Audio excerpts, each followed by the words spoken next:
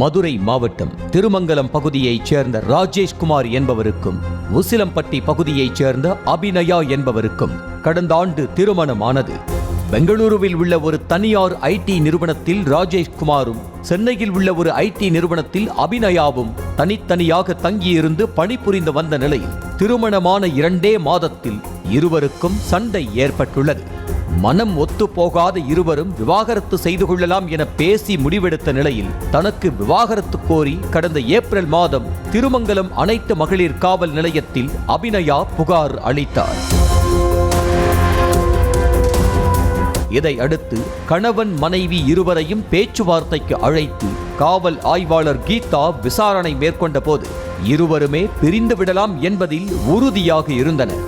திருமணத்தின் போது தனக்கு கொடுத்த 102 சவரன் நகைகளும் கணவரிடம் இருப்பதாகவும் அதனை மீட்டு தன்னிடம் கொடுக்குமாறும் காவல் ஆய்வாளர் கீதாவிடம் கூறினார் அபிநயா. இதனைத் தொடர்ந்து ராஜேஷ்குமார் நகைகள் அத்தனையையும் கீதாவிடம் கொடுத்துவிட்டு பெங்களூரு சென்று விட்டார். ஆனால் 102 சவரன் நகைகளையும் 42 லட்சத்திற்கு அடமானம் வைத்து தனது சொந்த தேவைக்கு பயன்படுத்திக் கொண்ட காவல் ஆய்வாளர் கீதா நகைகளை பற்றி இருவரிடமும் வாயே திறக்கவில்லை. இதனிடையே அபிநயா ராஜேஷுக்கு போன் செய்து நகைகளை கொடுக்காமல் நாட்களை கடத்தி கொண்டிருந்தால் என்ன அர்த்தம் என கேள்வி எழுப்ப தான் நகையை கொடுத்து விட்டதாக ராஜேஷ் கூறியிருக்கிறார்.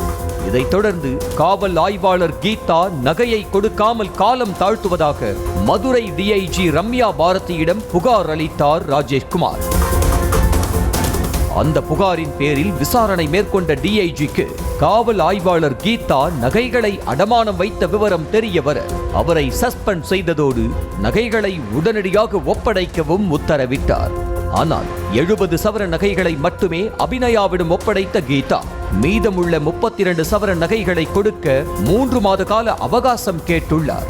4 மாதங்களை கடந்தும் கீதா நகைகளை ஒப்படைக்கவில்லை என்பதால் டிஐஜி உத்தரவின் பேரில் திருமங்கலம் காவல்துறை கண்காணிப்பாளர் அருள் ஆய்வாளர் கீதாவை கைது செய்து விசாரணை மேற்கொண்டு வருகிறார்.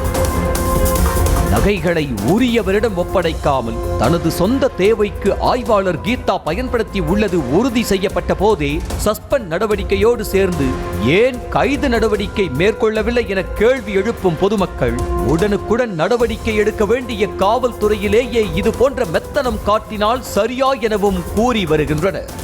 நியூஸ் தமிழ் செய்திகளுக்காக செய்தியாளர் விக்னேஷ்.